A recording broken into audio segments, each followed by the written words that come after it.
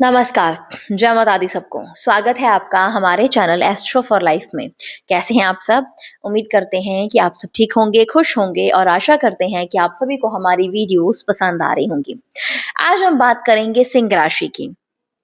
तो सिंह राशि के लिए आने वाला 2026 कैसा रहेगा, ये आपको हम समझाएँगे कुछ ग्रहों की चाल से। तो कुछ ग्रहों की चाल जिस हिसाब से आपके ऊपर बन रही है, आपकी कुंडली में बन रही है, उस हिसाब से आपको बताया जाएगा कि 2026 जो है वो आपके लिए कैसा रहेगा। पहली बात तो ये है कि सिंह राशि है ये। सिंह राशि का जो स्वामी ग्रह है वो है सूर्य और 2026 पूरा साल ही सूर्य का है। अगर आप 2026 को टोटल करते हो तो एंड में नंबर निकलता है 1 और 1 नंबर होता है सूर्य का।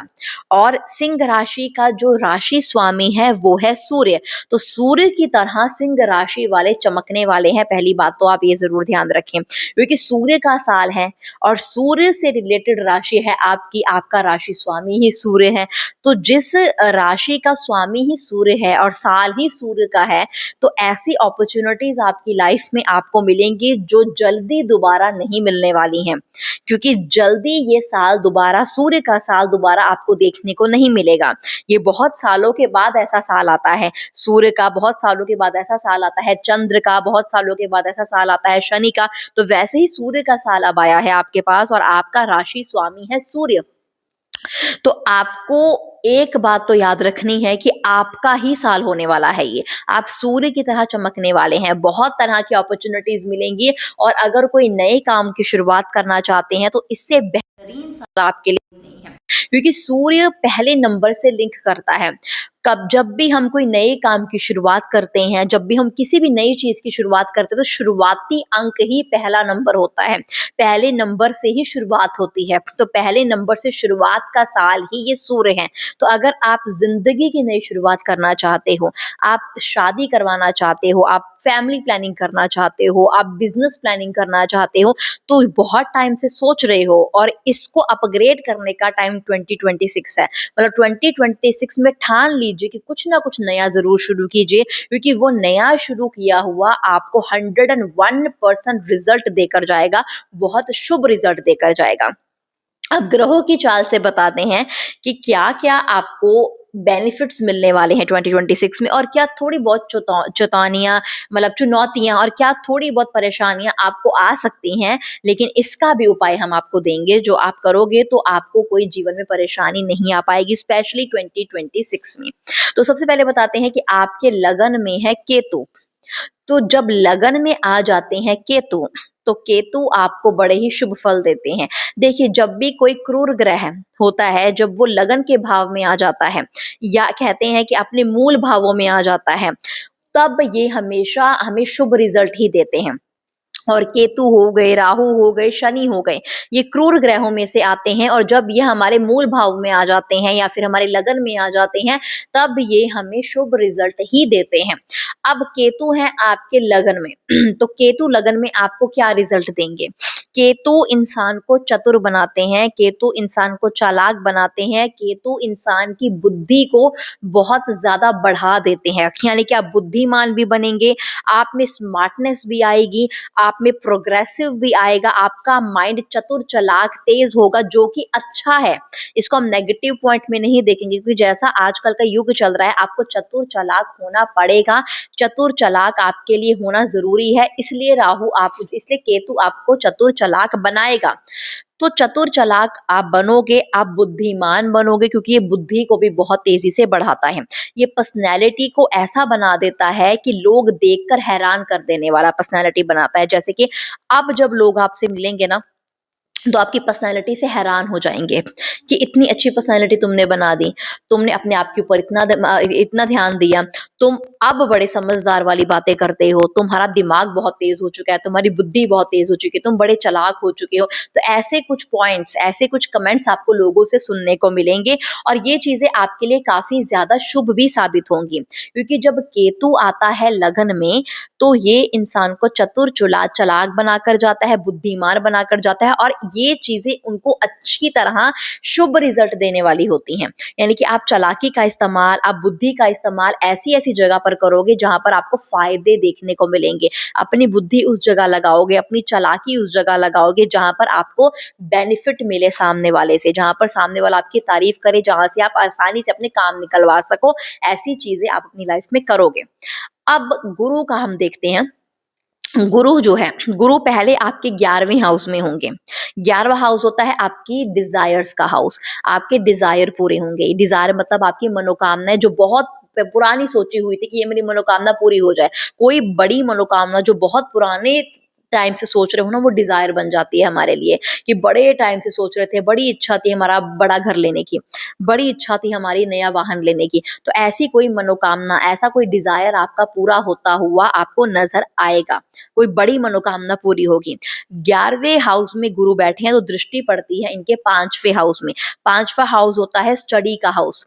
5वां हाउस होता है बच्चों का हाउस। तो इसमें आप देखेंगे लव रिलेशनशिप का हाउस, आत्मिक धन का हाउस, 5th हाउस को कहते हैं। तो 5th हाउस में आप देखेंगे लव रिलेशनशिप में आपकी मोहब्बत, प्यार, अंडरस्टैंडिंग बढ़ती हुई नजर आएंगी। आप ये भी देखेंगे आप अपनी मोहब्बत को, अपने लव को नेक्स्ट लेवल पर लेकर जा रहे हैं, यानी कि शादी की बातचीत हो सकती है, शादी के योग बन सकते हैं। आपकी जिंदगी में कभी कोई सच्चा प्रेम नहीं आया तो आपकी जिंदगी में आपको कोई अच्छा पार्टनर मिलेगा जो आपको सपोर्ट करेगा, जो बहुत लवेबल रहेगा आपके लिए। इसके साथ साथ बच्चों का स्थान है। आप फैमिली प्लानिंग की बात सोच रहे हैं तो फैमिली प्लानिंग के योग बनेंगे। ये शिक्षा का स्थान भी है। जो बच्चे शिक्षा करना चाहते हैं, हायर स्टडी करना चाहते हैं या फिर हायर स्टडी के लिए बाहर जाना चाहते हैं, अब्रॉड जाना चाहते हैं, आउट ऑफ इंडिया जाना चाहते हैं, तो पूरे पूरे योग हैं उनके ऐसे जाने के। इसके पूरे पूरे योग आउट ऑफ इंडिया जाने के इसलिए भी हैं क्योंकि जो शनि है वो 8th हाउस में बैठे हैं और साथ में इनकी दृष्टि पड़ रही है 12वें हाउस में। 12वां घर भी फॉरेन से जुड़ा होता है। तो अगर आप काम काज के लिए, क्योंकि 5th हाउस आत्मिक धन भी है, तो काम काज के लिए अगर आप बाहर जाना चाहते हैं, आप धन कमाने के लिए, आप घूमने फिरने के लिए, या फिर आप अपनी स्टडी के बेस पर, स्पेशली स्टडी के बेस पर अगर आप बाहर जाना चाहते हैं तो 100% योग है आपके बाहर जाने के। इसके अलावा आपके जो शनि है, ठीक है, वो 8th हाउस में बैठे हैं और दृष्टि इनकी 12वें घर पर भी पड़ रही है, 2nd हाउस में भी पड़ रही है। 2nd हाउस मतलब धन का घर, पारिवारिक क्षेत्र और वाणी। तो शनि की जब दृष्टि 2nd हाउस पर पड़ेगी तो पारिवारिक क्षेत्र में बहुत खुशनुमा माहौल रहेगा, बहुत प्यार भरा माहौल रहेगा। लड़ाई झगड़े कलेश आपके एंड ही हो जाएंगे, खत्म ही हो जाएंगे। इसके साथ साथ आप देखेंगे आपको आत्मिक धन की भी प्राप्ति होगी, दैनिक रोजगार बढ़ेगा, आपको जॉब मिल सकती है, आपकी जॉब में इंक्रीमेंट हो सकती है, आपके बिजनेस में इंक्रीमेंट हो सकती है, आपका बिजनेस ग्रोथ कर सकता है। धन के मामले में बहुत ही शानदार रहने वाला है साल। और इसके साथ साथ ये वाणी का घर है, ठीक है, 2nd हाउस। तो शनि जब वाणी के घर में जाते हैं ना, तो थोड़ी सी आपको ध्यान रखना है कि आपकी वाणी ना बिगड़े, क्योंकि परिवार का घर भी है, पारिवारिक घर भी है। तो जब जब आपकी वाणी बिगड़ेगी तो और कहीं नहीं, बस पारिवारिक माहौल आपका खराब हो सकता है, आपकी खुद की वाणी की वजह से, और किसी की नहीं, आपकी वाणी की वजह से आपका घर का माहौल खराब हो सकता है। तो इसका बस आपको ध्यान रखना है। अदरवाइज 2nd हाउस आपका बहुत ही पावरफुल ही रहने वाला है। और इसकी दृष्टि पड़ रही है 12वें हाउस में भी। 12वां हाउस होता है आपके फॉरेन ट्रिप्स का हाउस और थोड़े खर्चों का हाउस, ठीक है। आपके थोड़े बहुत खर्चे बढ़ सकते हैं, ठीक है, लेकिन वो ऐसे बढ़ेंगे कि शुभ ही रिजल्ट देंगे। यात्राओं में बढ़ेंगे, आपकी धार्मिक यात्राओं में बढ़ सकते हैं, आप फॉरेन ट्रिप कर सकते हैं या फिर कोई लॉन्ग ट्रैवल कर सकते हैं। तो ये चीजें ट्रैवलिंग में आपके खर्चे हो सकते हैं जो आपके लिए शुभ ही रहेंगे, आपको आनंद आएगा। आप घूम फिर रहे हैं, आप मस्ती मौज कर रहे हैं तो आपको आनंद ही आएगा। इसमें खर्चे हो रहे हैं तो कोई बात नहीं, हाँ, और कहीं जगह पर खर्चे हो जाए, किसी गलत जगह पर खर्चे हो तो थोड़ा दुख लगता है, लेकिन ऐसे खर्चे आपके लिए शुभ ही रहने वाले हैं। देखिए, अब जो शनि है वो आपके 8th हाउस में भी है। 8th हाउस में आपको बस ये ध्यान रखना है कि आपको अपनी सेहत का ध्यान रखना है।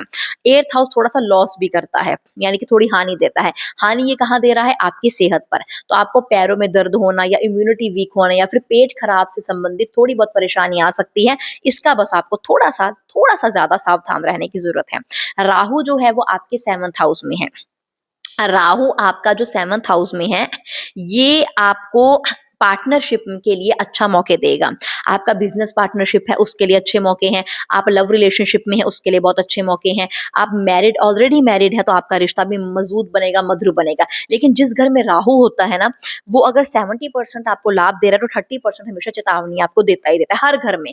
तो इसमें ये चेतावनी रहेगी कि क्योंकि राहु जिस घर में आता है वो वाणी को बिगाड़ देता है। अब क्योंकि आपका शनि भी आपके 2nd हाउस पर प्रभाव डाल रहा है, 2nd हाउस भी वाणी का होता है, जहां पर आप 7th हाउस है वहां पर फिर राहु बटा राहु भी वाणी के ऊपर इफेक्ट डालता है। तो दोनों घरों में अगर हम देखते हैं तो वाणी की वजह से आपके बिजनेस में, आपके काम में या फिर आपके पारिवारिक क्षेत्र में थोड़ी बहसबाजी हो सकती है, जो कि मानसिक असंतुष्टि आपको दे सकती है। तो इसका आपको ध्यान रखना है, वाणी पर सबसे ज्यादा कंट्रोल करने की जरूरत है।